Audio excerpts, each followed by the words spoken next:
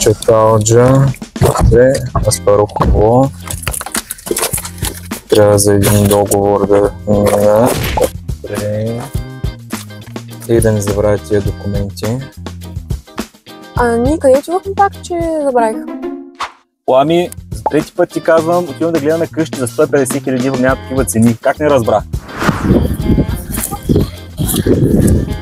Абе, Драго, нали къщи щяхме да гледаме, какви са тия бурени? Абе, Памела, колко пъти да ти кажа, записвай си. Тук започва днес строежа на 28 къщи, всяка с по 2 или по 4 спални. Плюс паркоместа. Ехе, ама това затворен комплекс ли или частно село? Остави това. Запиши се с удивителна. Комплексът се предлага ексклюзивно, само от агенция Елена.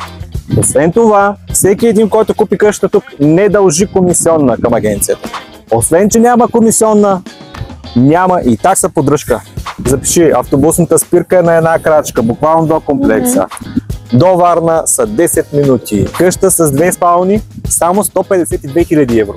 Къща с 4 спални, записвай, 176 500. Разбра ли всичко, Петя? Да, разбрах. Някакви въпроси? Ами само кога ще приключваме, че съм на маникюр в 3? Я набира какво записа? Може, Господи. О, моята песен!